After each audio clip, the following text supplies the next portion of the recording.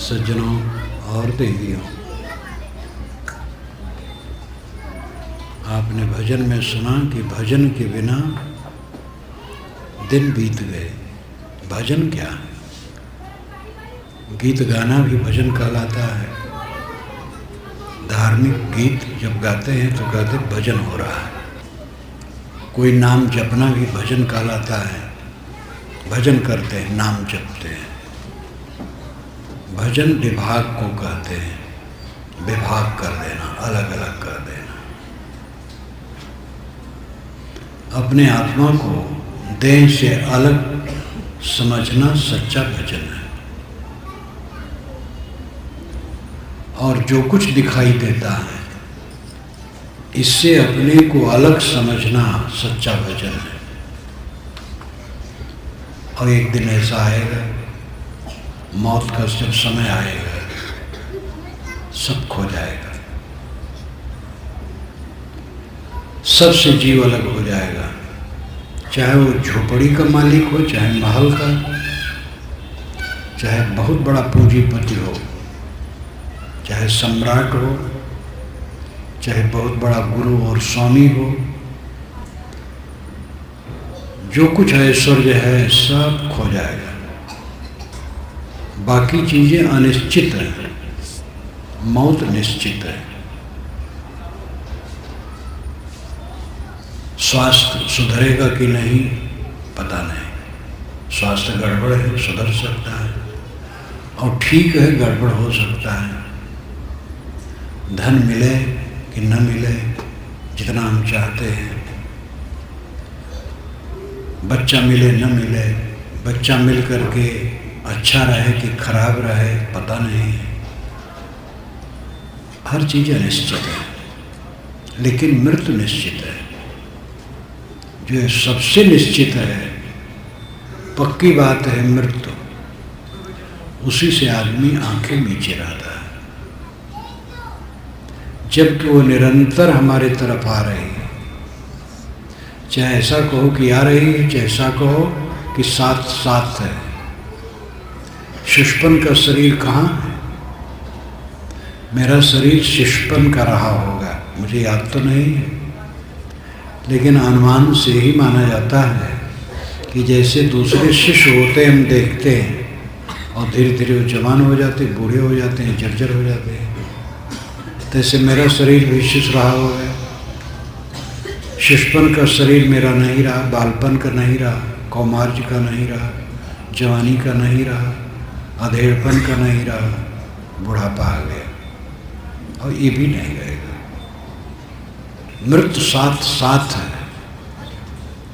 जन्म हुआ और मृत्यु तुरंत जुड़ गई, और हर क्षण शरीर की मृत्यु होती है।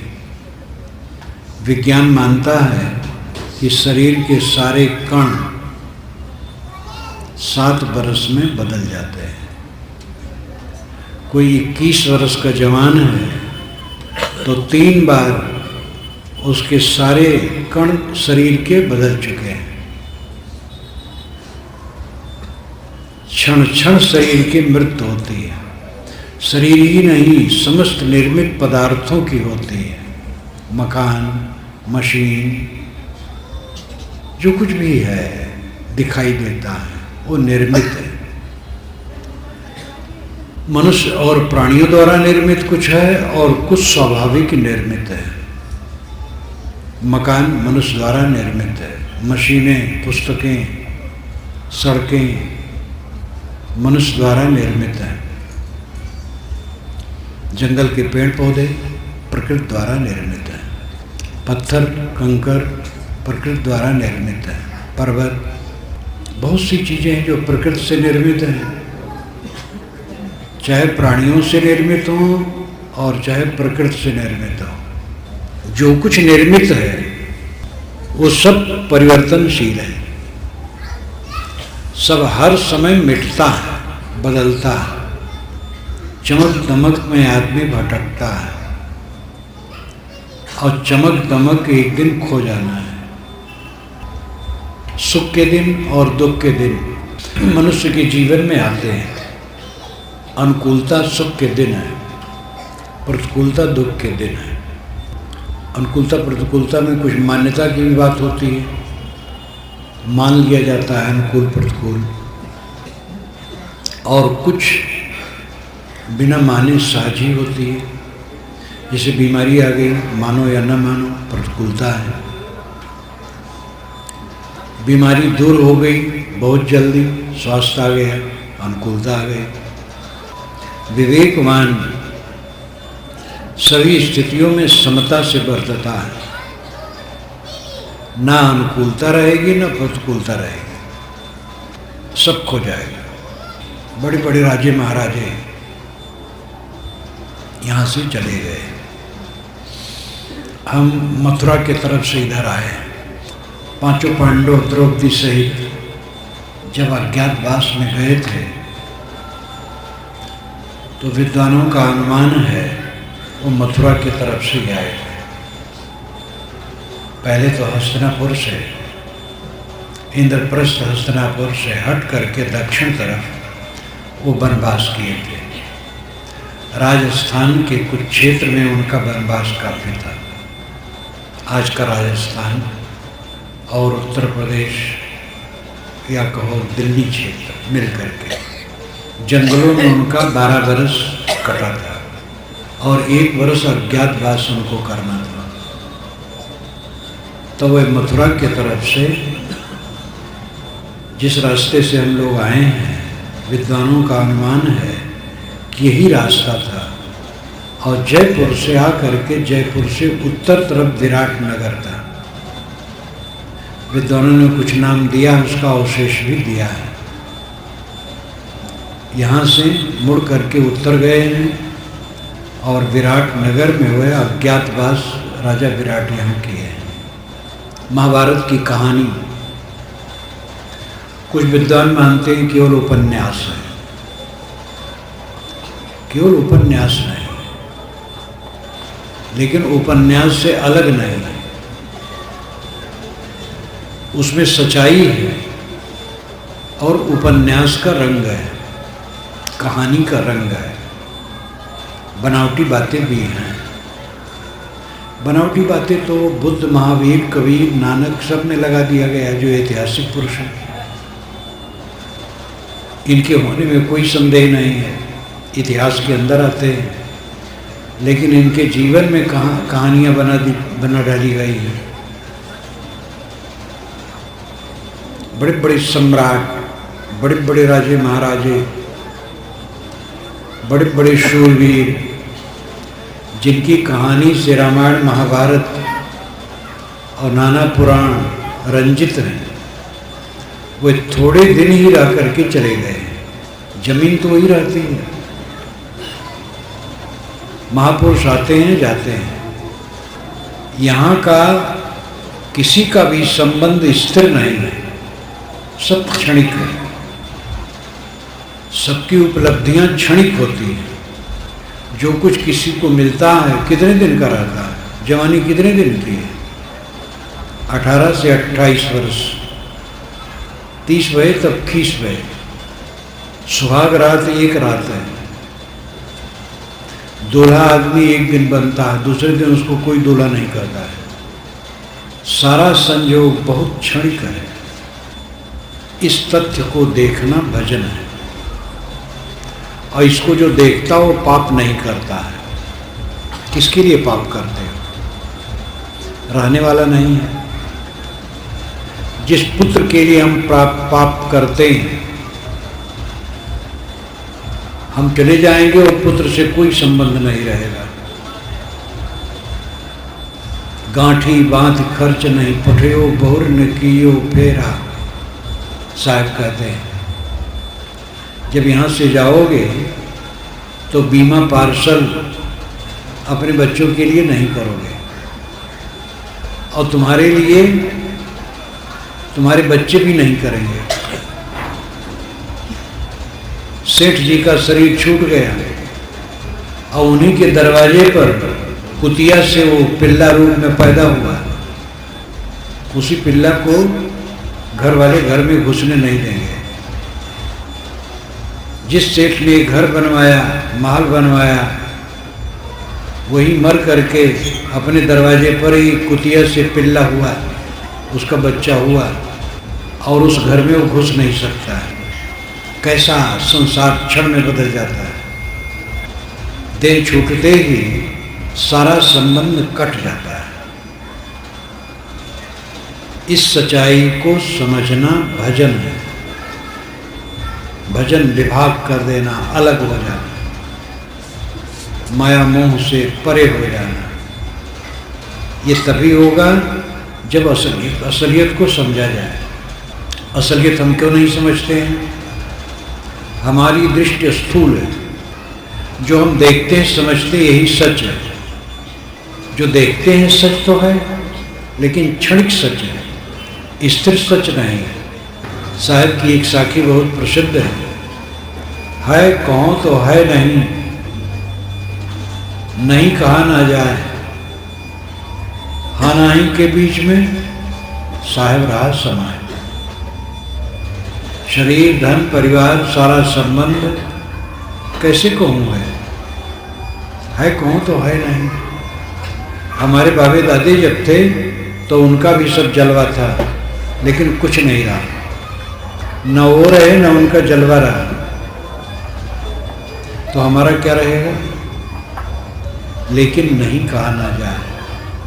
जब तक है तब तक उसकी व्यवस्था करनी पड़ती है, नहीं कहा करके काम नहीं बनेगा। भोजन चाहिए, कपड़े चाहिए, सोने की जगह चाहिए, और भी व्यवहार की चीज़ें होती हैं, वो चाहिए। इसके लिए मेहनत चाहिए, संग्रह चाहिए, बर्ताव चाहिए, सेवा चाहिए। हमारी सेवा, हमारी रक्षा बहुत लोग करते हैं, हमें दूसरे की सेवा करनी चाहिए। दुनिया अदलू बदलू की है, अगणित लोगों से हमारी रक्षा होती है, हमें भी दूसरे की रक्षा करनी चाहिए। ये सब कर्तव्य है। एक युवक बाजार जा रहा था, उसका छोटा बच्चा था, बड़ा मेधावी। उसने पूछा कहाँ जाते हो? कहे बाजार। कहे बाजार क्या चीज़ है?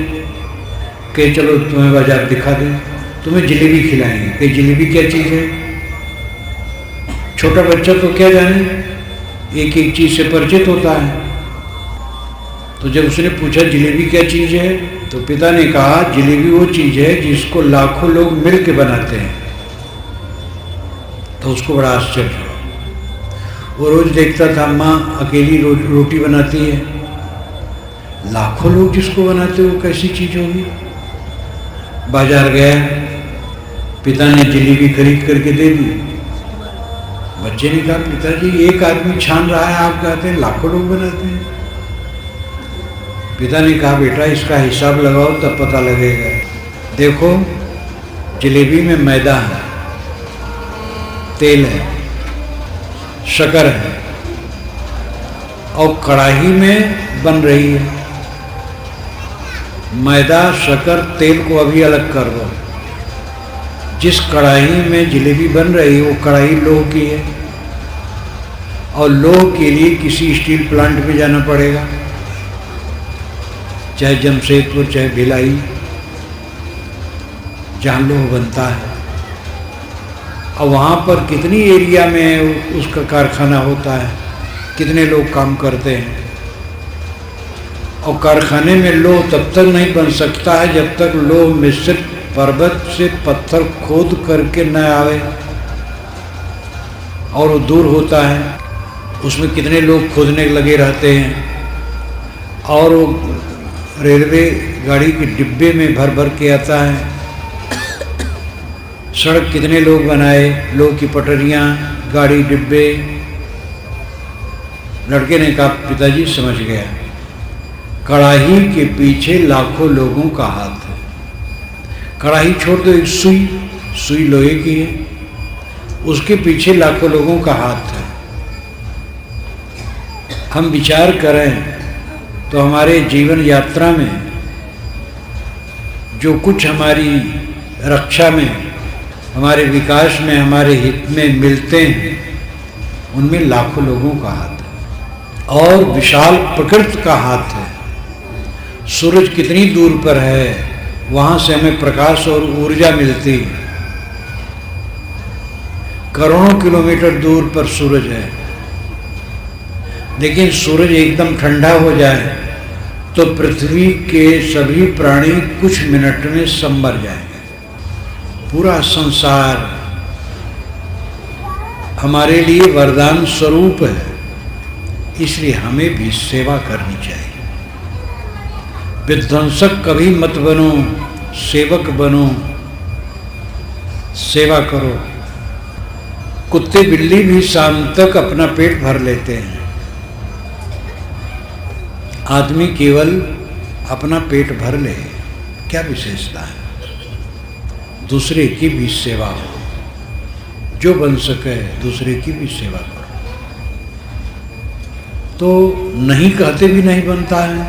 जब तक जीवन है, सेवा करना है, अपना गुजर बसर करना है और कल्याण का काम करना है।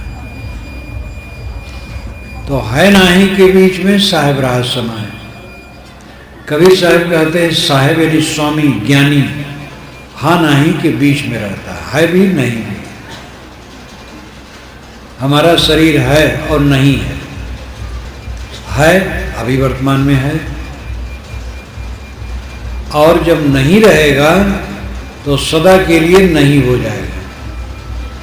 और आजकल में हो जाना है पक्का। तो ज्ञानी हाँ और नाही के बीच में रहता है भी समझता है, नाही भी समझता है। मोही आदमी है समझता है, नहीं समझता है। अज्ञानी वह है जो मौत की याद नहीं करता है। अज्ञानी वह है जो दुनिया से जाने के दिन की याद नहीं करता है। और दुनिया में कोई ज्ञानी अज्ञानी सर्वथा नहीं है। कोई एक व्यक्ति नहीं है जो कुछ न जानता हो, इसलिए सब ज्ञानी है। और कोई ऐसा बड़ा विद्वान भी नहीं जो सब कुछ जानता हो, इसलिए सब अज्ञानी है। आध्यात्मिक भाषा में ज्ञानी का अर्थ है निर्मोह, अज्ञानी का अर्थ है मोही। मोह ही अज्ञान है। जो अपनी मानी हुई देह की मृत्यु को देखता है वो ज्ञानी है। जो सबके संबंध के बिछोह को देखता हो ज्ञानी है। जिसकी नजरों में पानी के बुलबुले की तरह सब कुछ बनता बिगड़ता हुआ दिखता है वो ज्ञानी है। वो पाप नहीं करता है, विवेक से जीता है। पाप आदमी इसलिए करता है कि देह को स्थिर मानता है, संबंध को स्थिर मानता है। परिवार धन दौलत जो है बस सच है, यही ऐसे रोज रहेगा।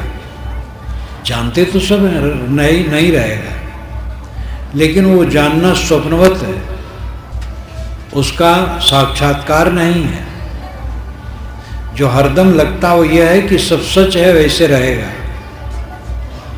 आदमी देखते हुए भी अपनी आंख में धूल झोंकता है, जानते हुए भी मूढ़ बनता है। इस असलियत को जानना हर क्षण भजन है। एक क्षण जानना भजन नहीं है। एक क्षण तो कभी कोई जान लेता है। जब किसी योग्य व्यक्ति की मृत्यु होती है, जवान हो योग्य हो और उसकी मृत्यु होती है, तब एकदम सन्नाटा हो जाता है। आदमी सोचता कुछ नहीं, जिंदगी बेकार है। लेकिन दफना करके जला करके आए फिर वैसे वैसी वही माया मोह, वही दुराचार, वही दुर्गुण। कभी ज्ञान की किताब पढ़े, थोड़ा ख्याल आ गया फिर भूल गए। कभी ज्ञानोपदेश सुने, थोड़ा ख्याल आ गया फिर भूल गए, तो वो काम नहीं करता है। बालू पर पानी डाला गया वो सोख लिया तुरंत। तैसे ज्ञान क्या काम करे जब निरंतर ये मन में बना रहे, हर समय समझ रहे। जैसे आदमी हर समय अपने देह की समझ रखता है। देह बुद्धि सबको है, हर समय देह का साक्षात्कार रहता है। उसी प्रकार देहाभिमान मिटाकर जब सबकी विनश्वरता का सब समय आभास रहता है, तब आदमी को शांत मिलती है। तब समझता है सुख क्या है, दुख क्या है, हानि क्या है, लाभ क्या है, क्या मिला, क्या बिछुड़ा, क्या अपमान हुआ, क्या सम्मान हुआ, सब तो क्षणिक है। इसलिए वो देखते हुए मानो नहीं देखता, जानते हुए नहीं जानता, और शरीर में रहते हुए भी मानो उस शरीर में नहीं रहता है। ऐसी स्थिति जिसको है वो भजनानंदी। भजन है मन के मोह और विकार से मुक्त होना और इसके लिए अभ्यास करना। आत्मचिंतन भजन है। अपने आत्मा को बंधनों से छुड़ाने की प्रक्रिया भजन है। लेकिन लोग ये काम बहुत कम करते हैं। कमाते हैं, खाते हैं, बाल बच्चे पैदा करते हैं, उनसे लड़ते झगड़ते हैं, कलह करते हैं, जिंदगी भर राग द्वेष, राग द्वेष, चारों तरफ राग द्वेष की दावाग्नि जलती है। घर घर घट घट राग द्वेष, राग द्वेष। ज्ञान हो जाने पर भी राग द्वेष न मिटा तो ज्ञान का क्या मतलब है? जानते हैं, लेकिन ज्ञान है और राग द्वेष में है तो कुछ ज्ञान का मतलब नहीं। राग द्वेष में आदमी अपने जीवन को व्यतीत करता है। ये क्या जीवन है? जीवन है जब राग द्वेष से निवृत्त हो, मन हरदम प्रसन्न रहे। भजन का फल होता है निरंतर प्रसन्नता, निरंतर आनंद। अब आनंद तभी होगा जब मन निर्मल होगा। गंदे मन में प्रसन्नता नहीं हो सकती है। मन अगर गंदा है तो प्रसन्न नहीं। मन प्रसन्न है तो निर्मल है। जितने क्षण मन प्रसन्न रहता है, निर्मल रहता है। थोड़े समय के लिए दुनिया की वस्तुओं को पा करके खुश हो जाना वो अलग विषय है। दुनिया की गहमा गहमी, अनुकूल चीज़ें मिली, थोड़ा प्रसन्न हो गया, वो आदमी बस थोड़े समय में चित्त बदलेगा, फिर दुखी हो जाएगा। चित्त की निर्मलता से उत्पन्न जो प्रसन्नता है वो स्थिर है। लेकिन उसके साथ मनुष्य को ये रखना चाहिए कि चित्त की निर्मलता बनी रहे। चित्त में मलिनता आने के चांस चारों तरफ से है। अपना संस्कार पुराना, वो गड़बड़ करेंगे।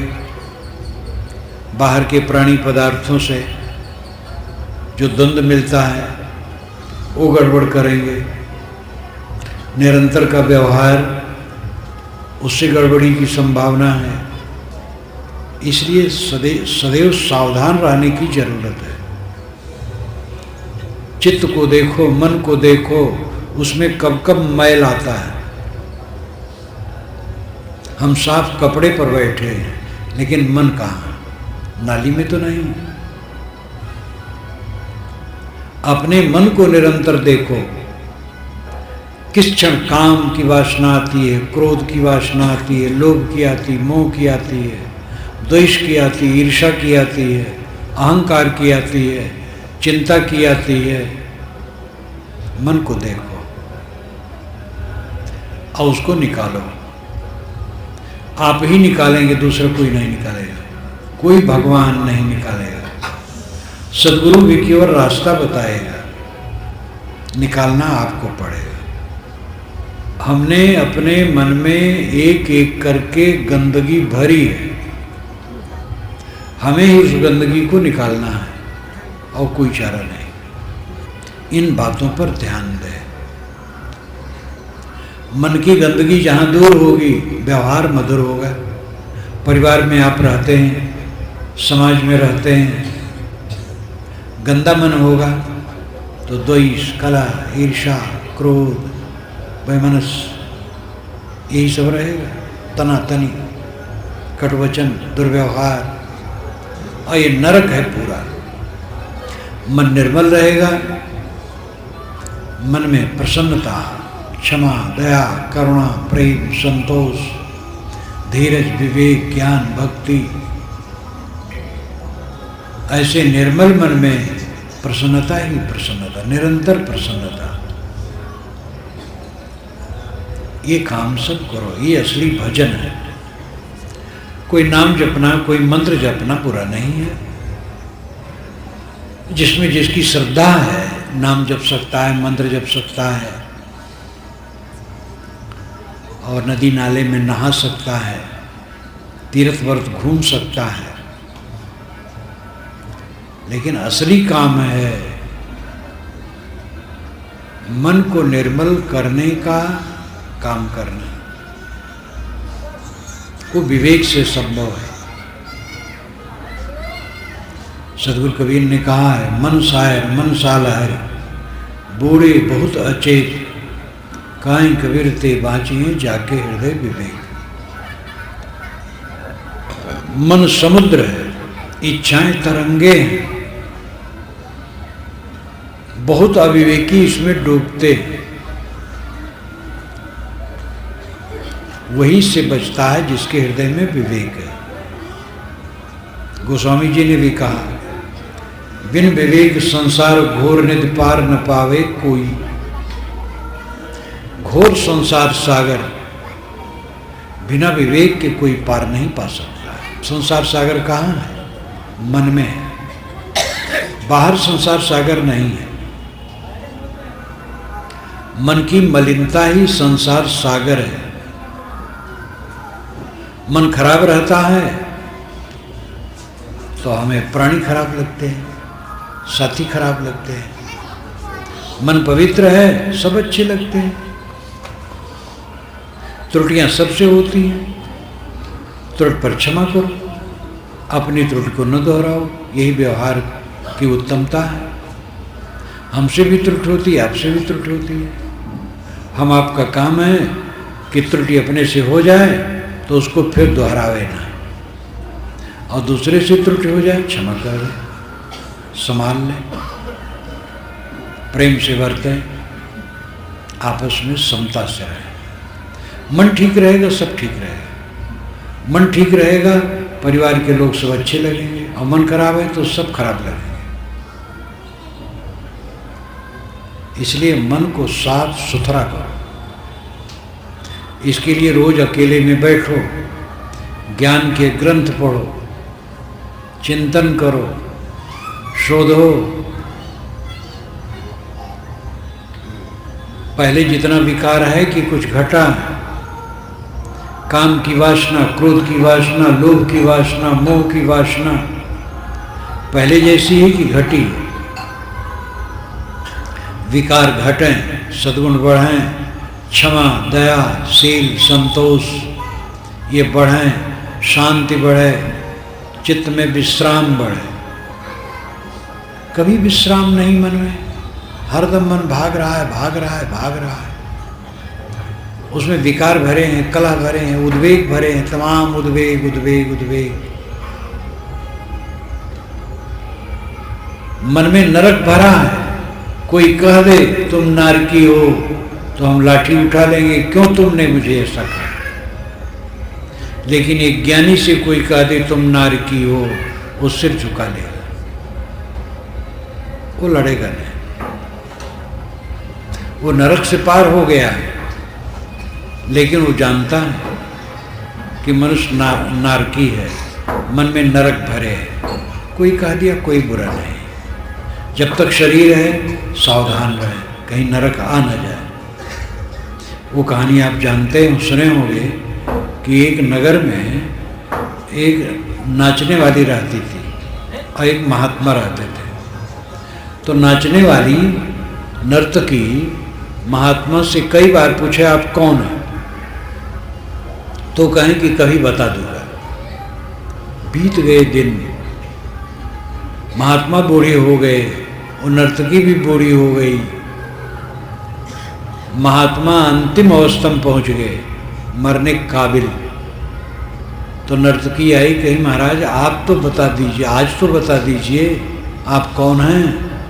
उन्होंने कहा मैं साधु हूँ। कहे पहले क्यों नहीं बताए।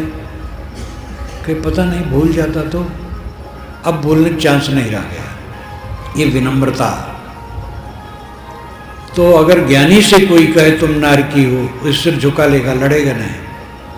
वो देखता है नरक को और नरक से पार है।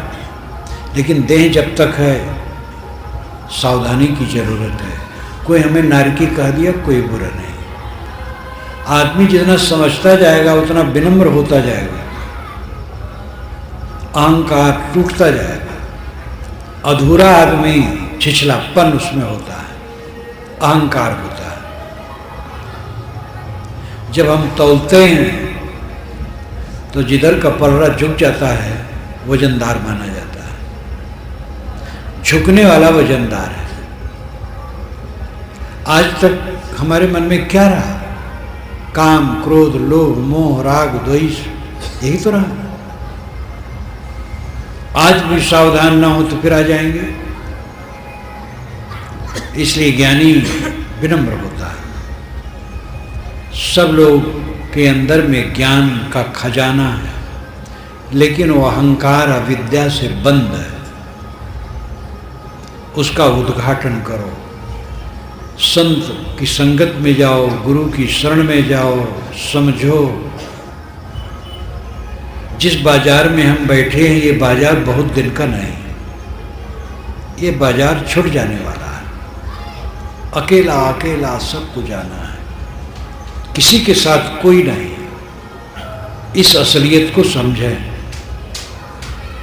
अपने मन को निर्विकार और निर्मल बनावें। यही भजन है।